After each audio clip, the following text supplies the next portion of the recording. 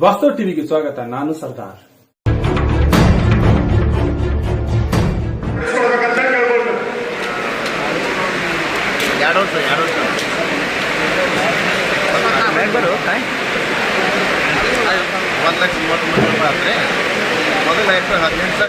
ಆರಂಭಿಕ ಘಟನೆಗಳ ಆಗದ ರೀತಿ ಒಳಗ ನರೇಂದ್ರ ಮೋದಿ ಅವರ ನೇತೃತ್ವದ ಸರ್ಕಾರ ಇವತ್ತು ಮಾಡಿರ್ತಕ್ಕಂಥದ್ದು ಕಾರ್ಯ.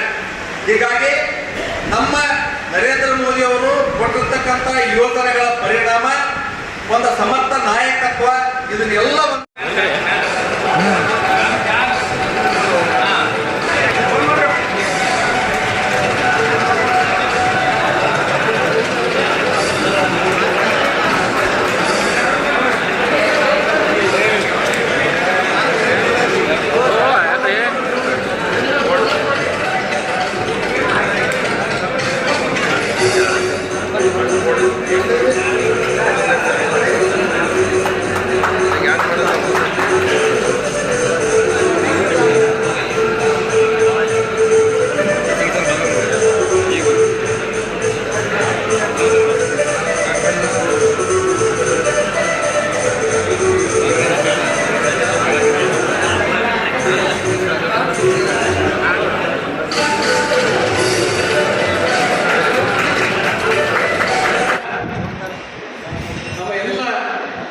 ಪಕ್ಷದ ಕಾರ್ಯಚಟುವಟಿಕೆಗಳಲ್ಲಿ ತೊಡಗಿದ್ದಾರೆ.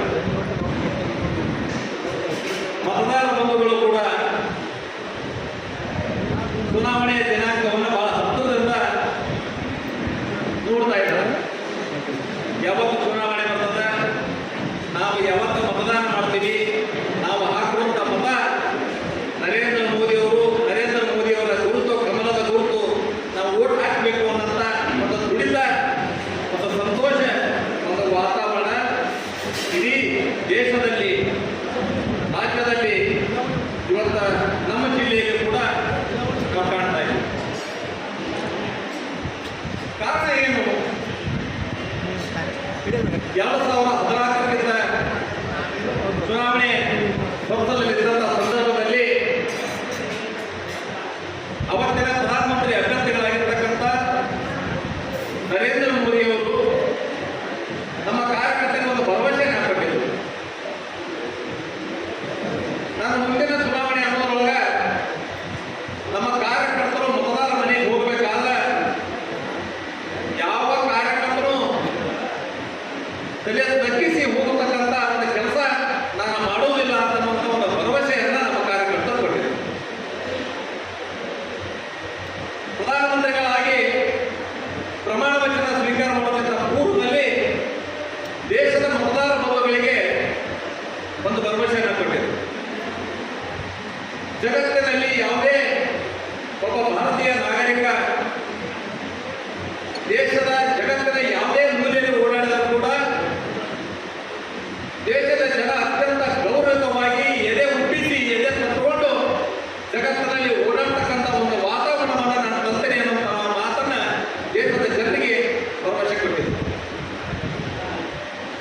ಇವು ಎರಡೂ ಭರವಸೆಗಳಿಂದ 2019 ಚುನಾವಣೆಯಲ್ಲಿಯೂ ಕೂಡ ನಮ್ಮ ಕಾರ್ಯಕರ್ತರು ಎದೆ ಎತ್ತಿ, ತಲೆ ಎತ್ತಿ ಮತದಾರ ಮನೆಗೆ ಹೋದಾಗ ಮತದಾರ ಪ್ರಭುಗಳು ನಮ್ಮನ್ನು ಆಶೀರ್ವದಿಸಿದರು.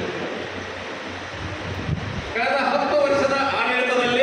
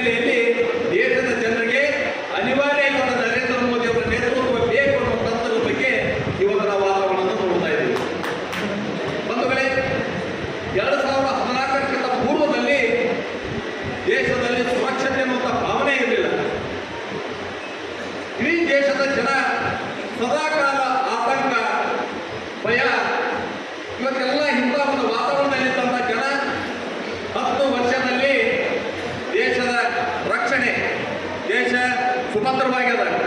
ಇವತ್ತು ದೇಶದಲ್ಲಿ ಯಾವುದೇ ಆಗಂತುಕ ಘಟನೆಗಳ ಆಗದ ರೀತಿ ಒಳಗ ನರೇಂದ್ರ ಮೋದಿ ಅವರ ನೇತೃತ್ವದ ಸರ್ಕಾರ ಇವತ್ತು ಮಾಡಿರ್ತಕ್ಕಂಥದ್ದು ಕಾರ್ಯ.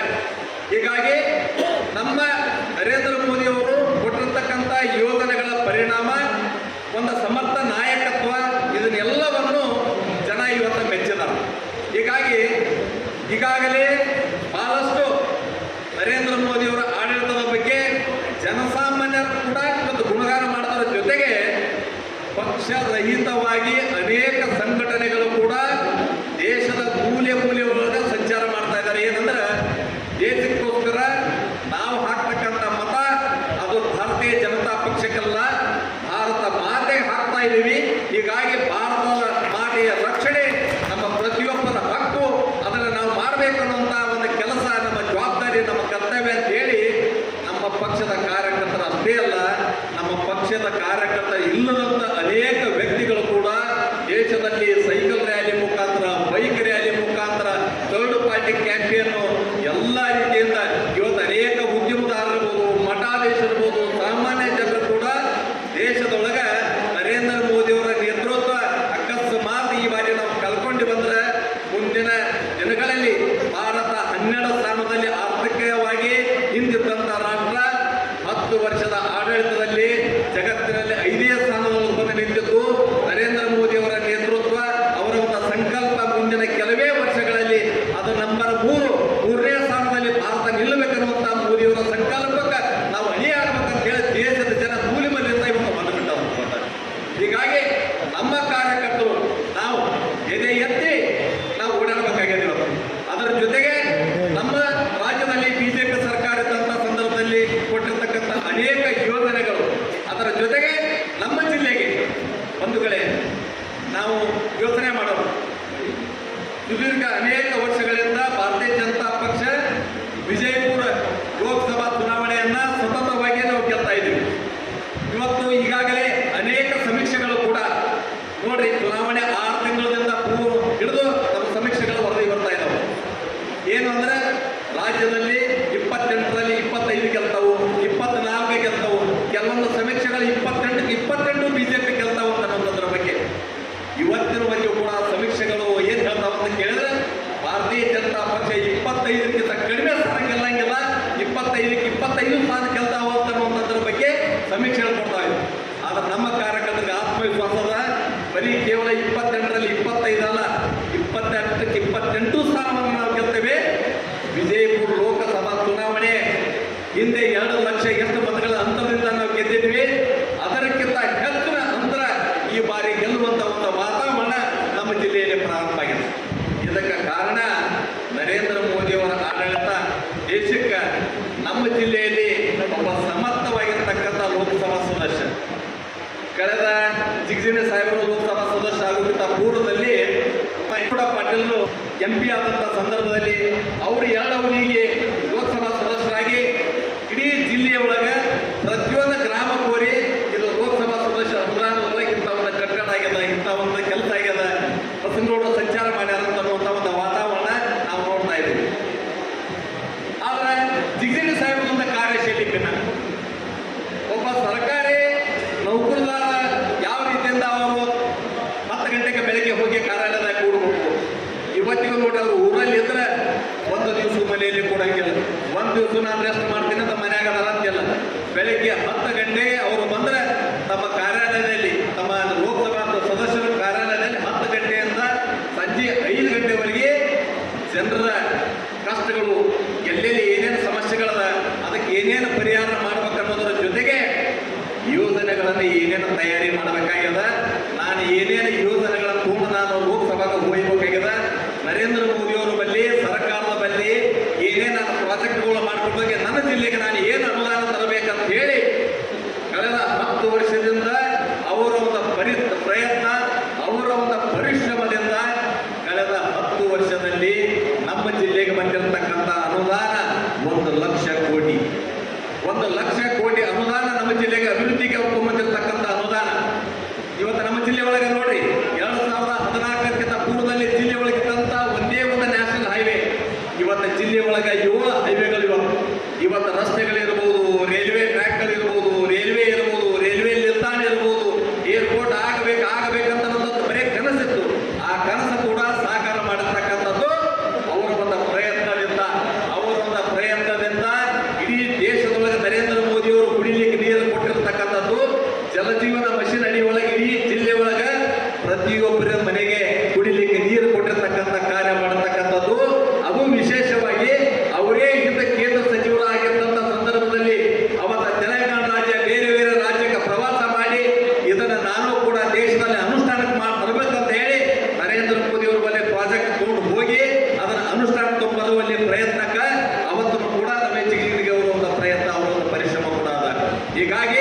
ಇಡೀ ಜಿಲ್ಲೆ ಒಳಗ ಒಂದು ಅಭಿವೃದ್ಧಿ ಕಾರ್ಯಗಳ ಜೊತೆಗೆ ರಮೇಶ್ ಜಿಗಜಿಣಗಿ ಅವರ ಸುದೀರ್ಘ ಅವರ ಆಡಳಿತ ಅವರ ಕಳೆದ 40 ವರ್ಷದಿಂದ ಸತತವಾಗಿ ಅಧಿಕಾರದಲ್ಲಿ ಇದ್ರ ಒಂದು ದಿವಸ ಕೂಡ ಯಾರ ಭಾವನೆಗಳಿಗೂ ಕೂಡ ಧಕ್ಕೆ ತರದ ರೀತಿಯ ಒಳಗ ಎಲ್ಲೂ ಕೂಡ ಅವರ ನಡವಳಿಕೆಯಿಂದ ಮತ್ತೊಬ್ಬರ ಮನಸ್ಸಿಗೆ ನೋವು ಆಗದ ರೀತಿಯ ಒಳಗೆ ಆಡಳಿತ ಮಾಡಿರ್ತಕ್ಕಂಥದ್ದು. ಹೀಗಾಗಿ ಒಂದು ಅಭಿವೃದ್ಧಿ ಕಾರ್ಯಗಳು, ಎರಡನೇದ ಅವರ ನಡವಳಿಕೆಯ ಪರಿಣಾಮ ಇಡೀ ಜಿಲ್ಲೆಯ ಒಳಗೆ ವಾತಾವರಣ ಏನಂದ್ರೆ ಮತ್ತೊಮ್ಮೆ ರಮೇಶ್ ಜಿಗಜಿಣಗಿ ಅವರು ನಮ್ಮ ಜಿಲ್ಲೆಗೆ ಹೇಗೆ ನರೇಂದ್ರ ಮೋದಿ ಅವರು ದೇಶಕ್ಕೆ ಮತ್ತೊಮ್ಮೆ ಪ್ರಧಾನಮಂತ್ರಿ ಆಗಬೇಕು, ನಮ್ಮ ಜಿಲ್ಲೆಗೆ ಲೋಕಸಭಾ ಸದಸ್ಯ ಯಾರಾಗಬೇಕು ಅಂದ್ರೆ ರಮೇಶ್ ಜಿಗಜಿಣಗಿ ಅವರ ಲೋಕಸಭಾ ಸದಸ್ಯ ಆಗಬೇಕಂತ ಒಂದು ಸಂಕಲ್ಪ ಇವತ್ತು ಜನ ಮಾಡ್ತಾ ಇದ್ದಾರೆ. ಇವತ್ತು ಬಂಧುಗಳೇ, ನಾವು ನೋಡ್ತಾ ಇದ್ದೀವಿ ಇವತ್ತು ಕಾಂಗ್ರೆಸ್ ಪಕ್ಷದ ಎಷ್ಟು ಕೆಳಹಂತಕ್ಕೆ ಅವರು ಇಳಿದು ಆರೋಪಗಳನ್ನು ಮಾಡ್ತಕ್ಕಂಥದ್ದು, ಟೀಕೆಗಳನ್ನು ಮಾಡ್ತಕ್ಕಂಥದ್ದು. ಹಿಂದೆ ಜನಸಂಘದಿಂದ ಹಿಡಿದು ಅಟಲ್ ಬಿಹಾರಿ ವಾಜಪೇಯಿ ಅವರು, ಲಾಲ್ ಅದ್ವಾನಿ ಅವರು, ಇವತ್ತು ನರೇಂದ್ರ ಮೋದಿ ಅವರು, ಅವರ ಒಂದು ನಡವಳಿಕೆಯಿಂದ ಜನ ಇವತ್ತು ದೇಶಕ್ಕೆ ಯಾಕೆ ಇಂಥ ನಾಯಕತ್ವ ಇರ್ಬೇಕಂದ್ರೆ ಅವರ ನಡವಳಿಕೆ, ಅವರ ಮಾತು.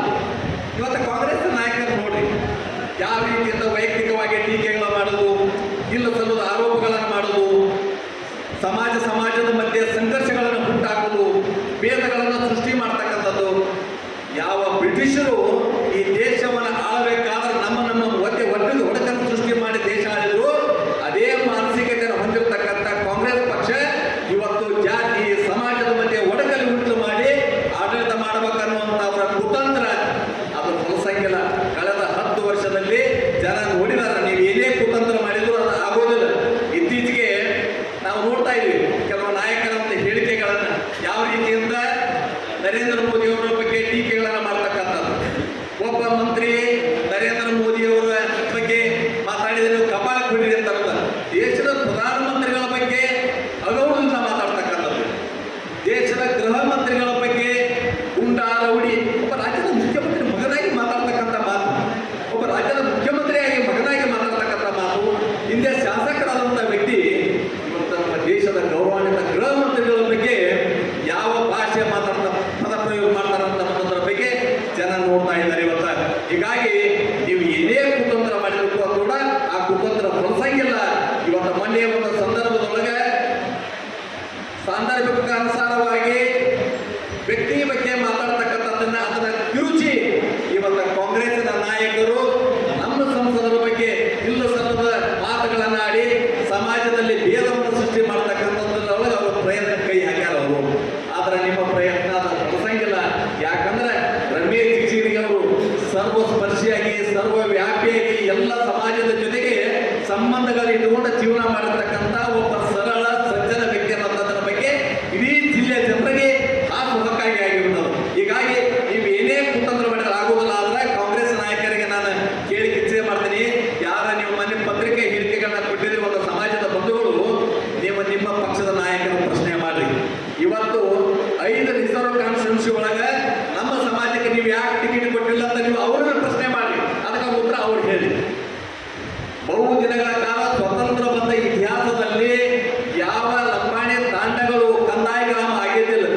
ಪ್ರಧಾನಮಂತ್ರಿಗಳು ನೇರವಾಗಿ ಕರ್ನಾಟಕಕ್ಕೆ ಬಂದು ಕಲಬುರಗಿಗೆ ಬಂದು ಸಮಾಜದ ಬಂಧುಗಳ ಜೊತೆ ಬೆರೆತು 75 ವರ್ಷದ ಬೇಡಿಕೆಯನ್ನ ಅವರಿಗೆ ಕಂದಾಯ ಗ್ರಾಮವನ್ನು ಮಾಡಿಕೊಟ್ಟಿರ್ತಕ್ಕಂಥದ್ದು ಬಿಜೆಪಿ ಸರ್ಕಾರ, ನರೇಂದ್ರ ಮೋದಿ ಅವರ ಸರ್ಕಾರ, ಬೊಮ್ಮಾಯಿ ಅವರ ಸರ್ಕಾರ, ಯಡಿಯೂರಪ್ಪ ಸರ್ಕಾರ. ಇವತ್ತು ಕರ್ನಾಟಕದಲ್ಲಿ ಅನೇಕ ನಿಗಮಗಳನ್ನು ಸ್ಥಾಪನೆ ಮಾಡುವಲ್ಲಿ ಇವತ್ತು ಲಂಬಾಣಿ ಸಮಾಜದ ನಿಗಮವನ್ನು ಸ್ಥಾಪನೆ ಮಾಡಿ ಅದಕ್ಕೆ ಅಭಿವೃದ್ಧಿಗೆ ಅನುದಾನ ಕೊಟ್ಟು ಸಮಾಜದಲ್ಲಿ ಬದಲಾವಣೆ ತರ್ತಕ್ಕಂಥದ್ದು. ಹೀಗಾಗಿ ಪ್ರತಿಯೊಂದು ಸಣ್ಣ ಸಣ್ಣ ಸಮಾಜದ ಏಳಿಗೆಯನ್ನು ಬಯಸ್ತಕ್ಕಂಥ ಕೆಲಸ ಮಾಡ್ತಕ್ಕಂಥ ಭಾರತೀಯ ಜನತಾ ಪಕ್ಷ. ಭಾರತೀಯ ಜನತಾ ಪಕ್ಷ ಎಲ್ಲಿ ಯಾವುದೋ ಒಂದು ಸಮಾಜವನ್ನ ಗುರಿಯಾಗಿ ಇಟ್ಕೊಂಡು ಎಲ್ಲೂ ಕೆಲಸ ಮಾಡೋದಿಲ್ಲ. ಎಲ್ಲ ಸಮಾಜದ ವಿಶ್ವಾಸಕ್ಕೆ ತೆಗೆದುಕೊಂಡು ಕೆಲಸ ಮಾಡ್ತಕ್ಕಂಥ ಒಂದು ಪ್ರಯತ್ನ ಮಾಡ್ತಕ್ಕಂಥದ್ದು ಬಿಜೆಪಿ. ಹೀಗಾಗಿ ಬಿಜೆಪಿ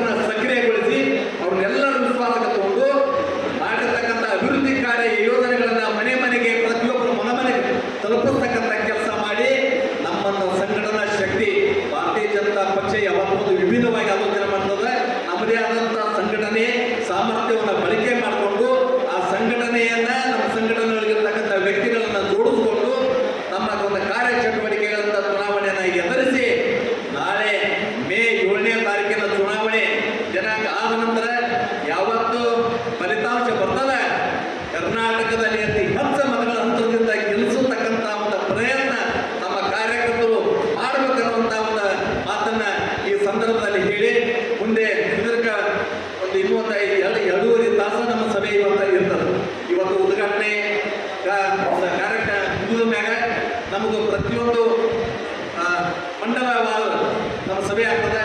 ಅದು ಮುಗಿದ ನಂತರ ಮತ್ತು ಪ್ರಶ್ನೋತ್ತರ, ಅದಾದ ನಂತರ ಸಮಾರೋಪ ಇರ್ತದೆ. ಇನ್ನು ಮುಂದಿನ 2 ಗಂಟೆವರೆಗೆ ಕೂಡ ತಮ್ಮ ಸಮಯವನ್ನ ಇಲ್ಲಿ ಮೀಸಲಿಟ್ಟು ಆಮೇಲೆ ನಾವು ಇಲ್ಲಿಂದ ತೆರಳತಕ್ಕಂಥ ಒಂದು ಕಾರ್ಯ ಮಾಡಬೇಕು ಅನ್ನುವಂಥ ಮಾತನ್ನ ಹೇಳಿ ವೇದಿಕೆ ಮೇಲೆ ಹಾಜರಾಗಿರ್ತಕ್ಕಂಥ ಹಿರಿಯರಿಗೆ ನಮಗೆಲ್ಲರಿಗೆ ಒಂದಿಷ್ಟು ನಾನು ಮಾತುಗಾರ ಮಾಡ್ತೇನೆ. ಜೈ ಜೈ ಕರ್ನಾಟಕ, ಜೈ ಬಿಜೆಪಿ.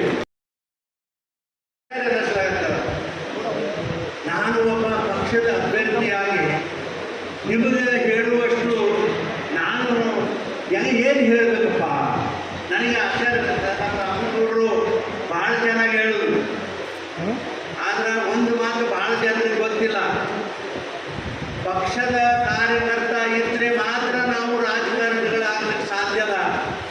ಪಕ್ಷದ ಕಾರ್ಯಕರ್ತರು ಇಲ್ಲ ಅಂದ್ರೆ ನಮ್ಮ ಪರವಾಗಿ ಕೆಲಸ ಮಾಡದೇ ಇದ್ರೆ ನಾವು ಜೀರೋ ಆಗ್ತೇವೆ ಅಂತಕ್ಕಂಥದ್ದು ಭಾಳ ಜನ ತಿಳ್ಕೊಂಡಿಲ್ಲ ಅಂತಕ್ಕಂಥ ಮಾತವನ್ನು ಈ ಸಂದರ್ಭದಲ್ಲಿ ಹೇಳಿ ನನ್ನ ಇಡೀ ಜೀವಮಾನದವರೆಗೆ ಸುಮಾರು 40-45 ವರ್ಷದ ಅನುಭವಗಳಲ್ಲಿ ನಾನು ಹೇಳುವುದರ ಜೊತೆಗೆ ಪಕ್ಷದ ಕಾರ್ಯಕರ್ತರಿಂದ ಬಹಳ ನಾನು ಕಲ್ತ್ಕೊಂಡಿದ್ದೀನಿ. ಅದು ಭಾಳ ಜನರಿಗೆ ಗೊತ್ತಿಲ್ಲ. ಅವ್ರೇನು ಹೇಳದೆ ಹೋಗಿ ಅಂತ ನಾನು ಹಂಗೆ ಅನ್ನಂಗಿಲ್ಲ. ಅವ್ರು ಏನು ಹೇಳ್ತಾರೆ, ಚಲೋದು ಹೇಳ್ತಾರೆ, ಯಾಕೆ ಹೇಳ್ತಾರೆ, ಅದನ್ನೆಲ್ಲನೂ ಕೇಳಿಸ್ಕೊಂಡು ಆಯ್ತು ನೋಡ್ರಿ ಅಂತ ಹೇಳಿ ಕಳಿಸ್ತಾರೆ. ಆದರೆ ಇವತ್ತು ಪಕ್ಷದ ಅಭ್ಯರ್ಥಿಯಾಗಿ ಪಕ್ಷದ ನಾಯಕರು ದೇಶದಲ್ಲಿ ನನ್ನ ಒಬ್ಬರು ಬಿಜಾಪುರ ಜಿಲ್ಲೆ ಅಭ್ಯರ್ಥಿಯಾಗಿ ಘೋಷಣೆ ಮಾಡ್ಯಾರ.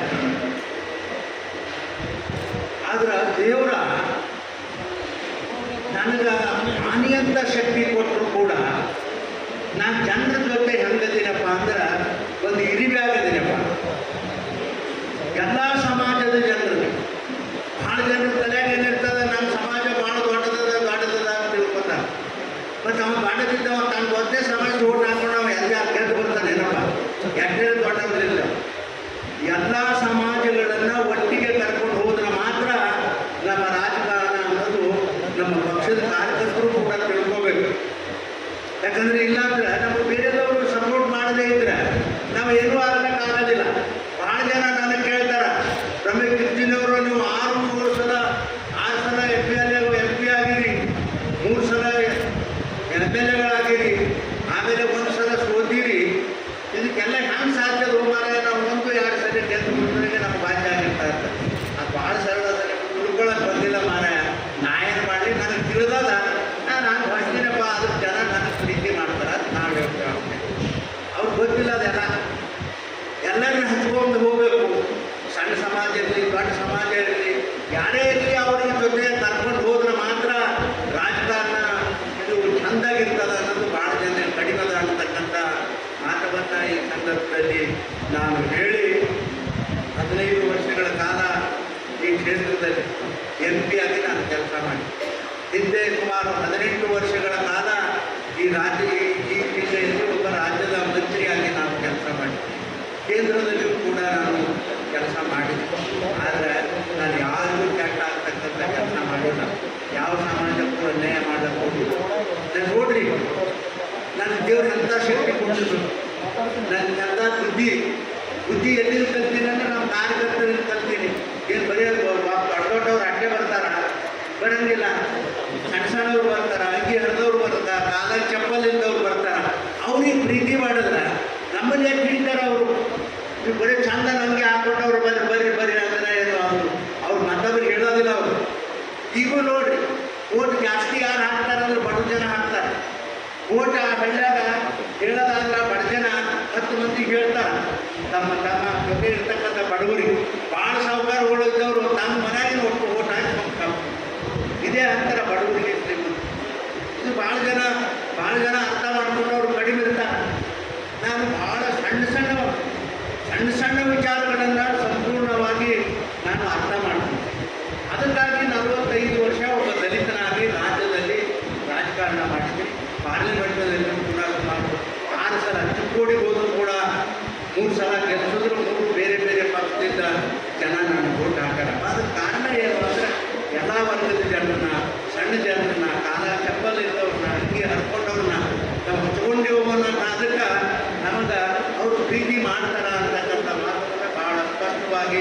ನಾನು ಹೇಳಿ ಇನ್ನು ಮುಂದಿನ ನಿರ್ಮಾಣಗಳಲ್ಲಿ ನಾನು ರಾಜಕಾರಣ ಮಾಡ್ತೇನೆ ಅನ್ನೋದು ಇನ್ನು ಬಿಟ್ಬಿಟ್ಟು ತಲೆ ತೆಗೀಲಿ. ನನಗೂ ಮುಂದಿನ ಚುನಾವಣೆ ಮುಂದಿನ ನಿರ್ಮಾಣಗಳಲ್ಲಿ ರಾಜಕಾರಣ ಮಾಡೋದು ಸಾಕು. ಯಾಕಂದರೆ ಎಷ್ಟು ವರ್ಷ ಮಾಡಿದ್ರಿ? ನನ್ನ ವಯಸ್ಸಿನ 26ನೇ ವರ್ಷಕ್ಕೆ ರಾಮಕೃಷ್ಣ ಹೆಗಡೆಯವರು ಪಟೇಲರು ನನಗೆ ರಾಜ್ಯದ ಏನಪ್ಪ ನಾನು ಸಬ್ ಇನ್ಸ್ಪೆಕ್ಟರ್ ಆಗಿ ಹೋಗ್ಬೇಕು ಅಂತ ಮನುಷ್ಯನಿಗೆ ಒಬ್ಬ ರಾಜಕಾರಣಿ ಆದಮೇಲೆ MLA 83 ಆದಮೇಲೆ ನಾನು ಒಯ್ದು ಹೋಮ್ ಮಿನಿಸ್ಟರ್ ಮಾಡಿದೆ. ನೋಡ್ರಿ ಹೆಂಗದ, ನಾನು ಸಬ್ ಇನ್ಸ್ಪೆಕ್ಟರ್ ಆಗ್ಬೇಕನ್ನೋ ಮನುಷ್ಯನ ಹೋಮ್ ಮಿನಿಸ್ಟರ್ ಮಾಡೋದು ಇದಕ್ಕಿಂತ ಅದೃಷ್ಟ ಯಾರಿಗಾರು ಸಿಗ್ತದೆ ಇದ್ರಿ. ಆಮೇಲೆ ನಮ್ಮ ಮನ್ಯಾಗ ಬಡವರಿದ್ರು ಪಾಪ 3 ಲಕ್ಷ ರೊಕ್ಕ ಇಟ್ಟಿದ್ರು. ನನ್ನ ಮಗ ಇಂಜೆಕ್ಷನ್ ಇರ್ತಾನೆ ಖರ್ಚು ಮಾಡಲ್ಲ. ಬರೀ 26,000 ರೂಪಾಯಿಗಳು ನಾನು ಖರ್ಚಾದ್ರು. 83 ಯಾವ ಹಳ್ಳಿಯಲ್ಲಿ ಇಂಡಿ ತಾಲೂಕಿನಲ್ಲಿ ಒಬ್ಬರು ಕೂಡ ನಾನು ರೊಕ್ಕ ತಗೊಳ್ಳಿಲ್ಲ. ಯಾಕೆ ಮಾಡಿದ್ರೆ ಅವಾಗ ಬರೀ 300 ರೂಪಾಯಿ 400 ರೂಪಾಯಿ ಬರ್ತಿತ್ತು ದುಡ್ಡಿಗೆ. ನಾವು ಖರ್ಚು ಮಾಡಿದ್ರೆ ಹೋಗಿ ನೀವು ಅಂತ ನೋಡ್ರಿ. ಎಲ್ಲ ನೋಡ್ರಿ, ಬರೀ ಇದೆಲ್ಲ ಹಾಗೆ ಬರೋದಿಲ್ಲ.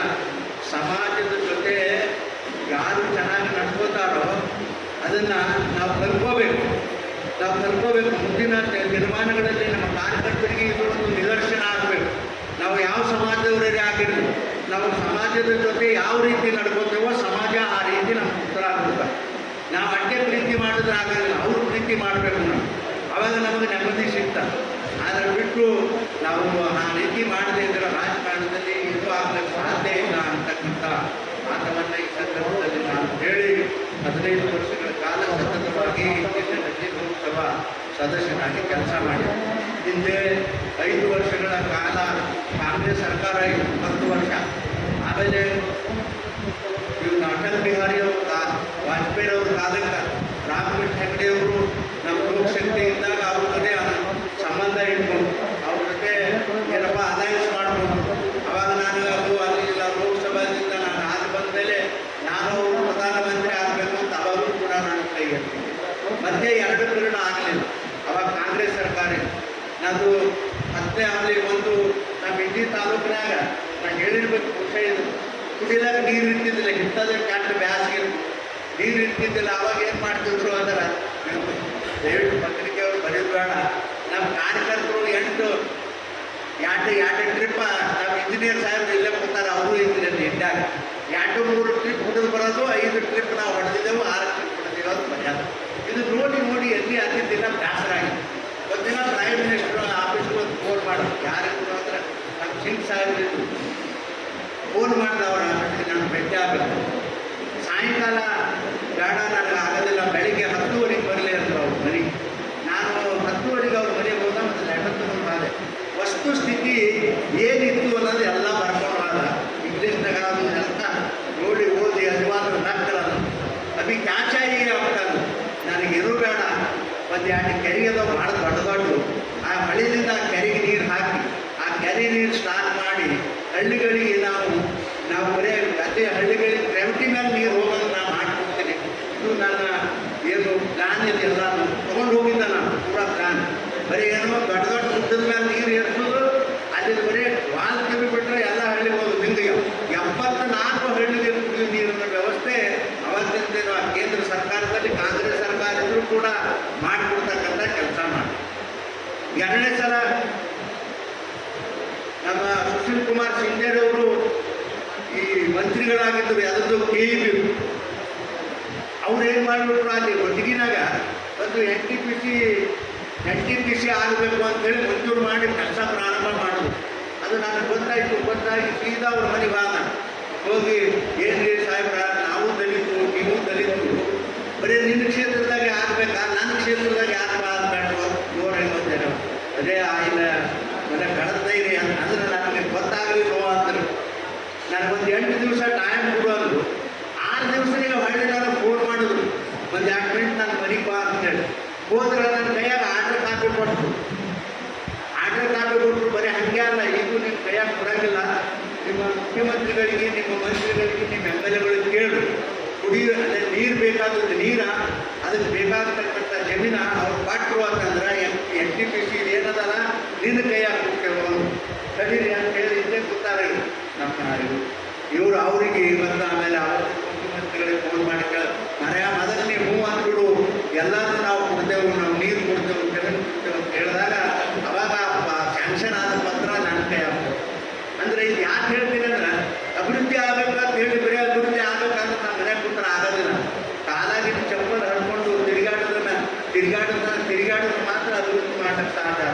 ಈಗ ಇವ್ರಿಗೆಲ್ಲ ಏಳು ನ್ಯಾಷನಲ್ ಆಗ್ಯಾವ, ಹಾಗೆ ಆಗಿಲ್ಲ ಅವು. ನಾವು ಹೋಗಿ ಅಪ್ಪ ಅಣ್ಣ ಮಂತ್ರಿಗಳಿಗೆ, ಪ್ರಧಾನಮಂತ್ರಿಗಳಿಗೆ ನಾವು ಯಾವ ಕೇಳಿನಿ ನನ್ನಂತೂ ಒಂದೂ ಇಲ್ಲ ಅಂದಿಲ್ಲ.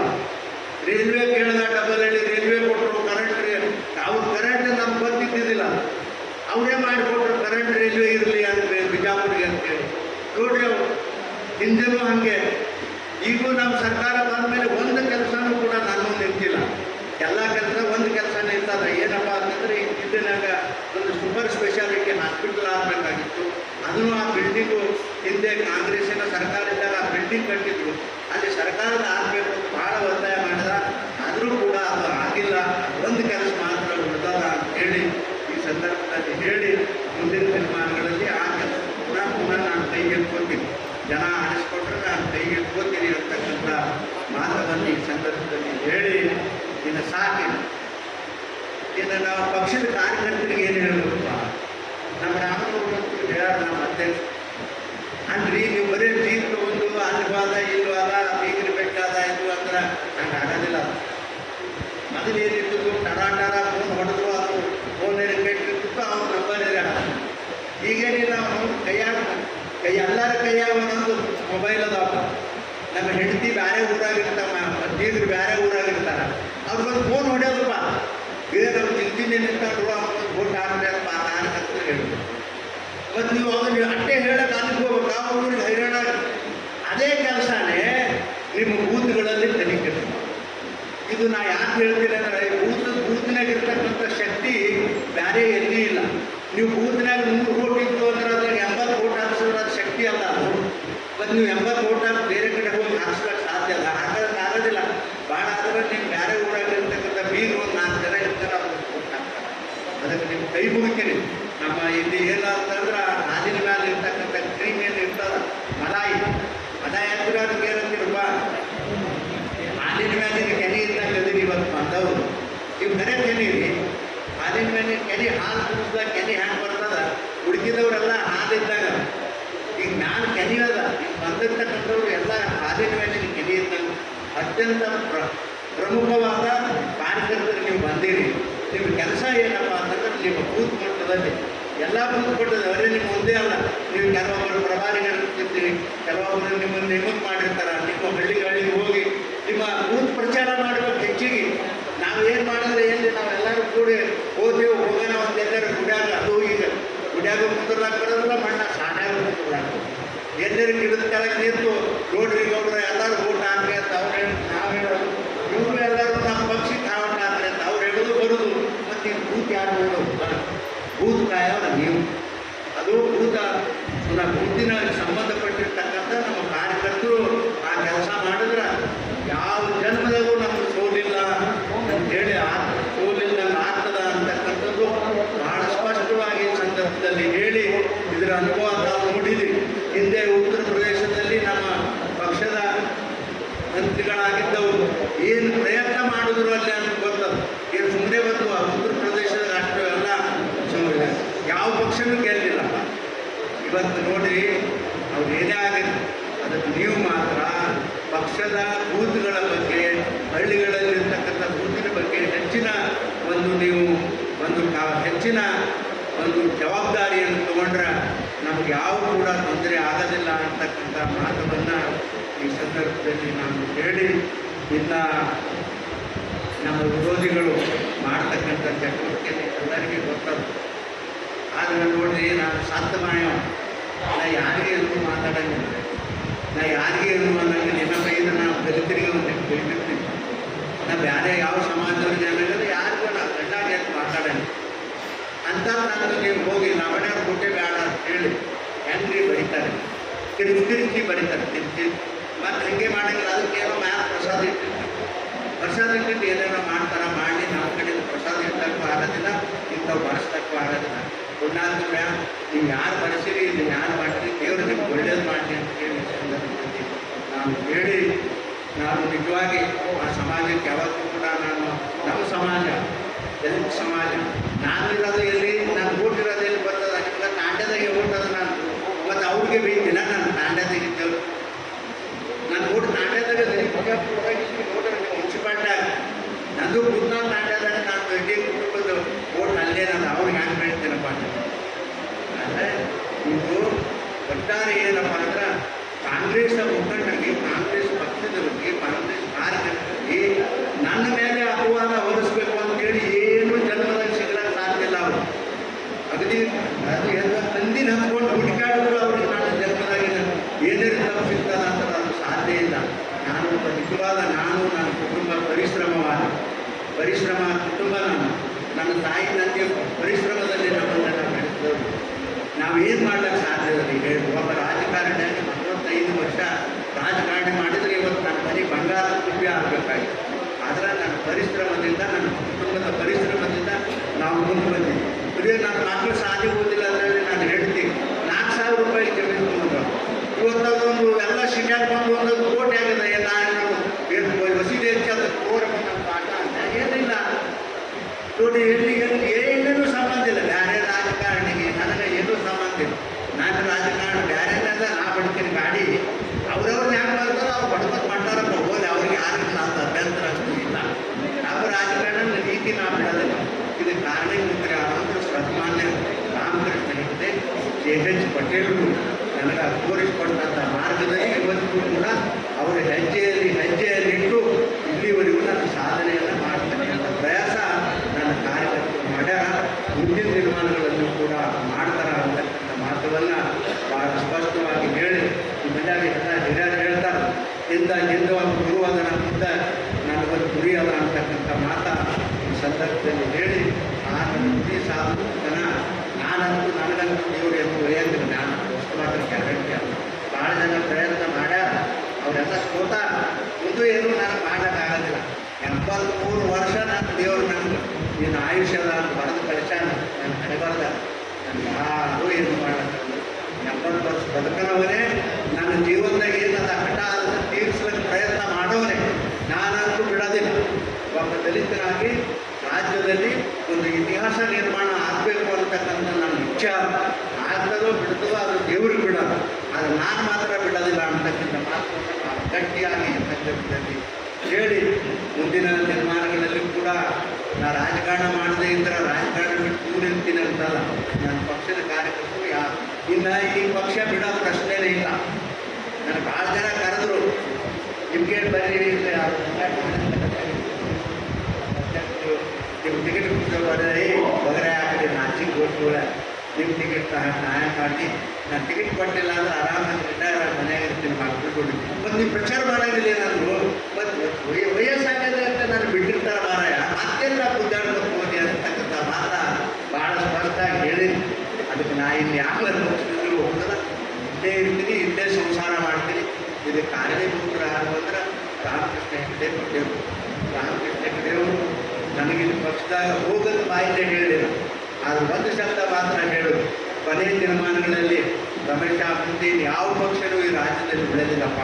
ಇಡೀ ಹಳ್ಳಿಗೂ ಕೂಡ ಎಲ್ಲ ಹಳ್ಳಿಗೂ ಕೂಡ ಭಾರತೀಯ ಜನತಾ ಪಕ್ಷ ಬೆಳೀತದ ಅಂತೇಳಿ ಅವ್ರ ಬಾಯಿನ ಮಾತಿನ ಸಲುವಾಗಿ ಈ ಪಕ್ಷಕ್ಕೆ ನಾನು ಮುಂದೆ 10 ವರ್ಷ ಮಾಡಿ ನೋಡ್ರಿ ಎಂಥ ಅದ್ಭುತವಾದಂಥ ಮಾತು ಹೇಳಿದ ಮನುಷ್ಯ. ಪಕ್ಷ ಯಾವುದೂ ಉಳಿಯೋದಿಲ್ಲ ಅಂತ ಹೇಳಿದ್ರು. ಈಗ ಅದು ಸತ್ಯನಾಶ ಹೊಂಟದಿ. ಕಾಂಗ್ರೆಸ್ ಪಕ್ಷ ಏನೇನೋ ಮಾಡಿ ಗದ್ದಲ ಮಾಡಿ ಎಂತ ನೋಡಿ ಪಾಪಿಷ್ಟು ಜನ ಅಂದ್ರೆ ಈ ಸರ್ಕಾರದಾಗ ದಲಿತರಿಗೆ ಬರಬೇಕಾದಂಥ 11 ಕೋಟಿ ರೂಪಾಯಿ ಅಲ್ರಿ, ಅವು 22 ಕೋಟಿ ರೂಪಾಯಿ ತೊಗೊಂಡಾರ. ಈಗ 22,000 ಕೋಟಿ ರೂಪಾಯಿ ತೊಗೊಂಡಾರ. ಬರೀ 11,000 ಕೋಟಿ ಅಲ್ಲ, ಬರೀ ಏನು ಹೇಳಿದೆ ಇಷ್ಟು ದಿನ ಬರೀ 11 ಕೋಟಿ ತೊಗೊಂಡಾರ, 11 ಕೋಟಿ ತೊಗೊಂಡಾರ.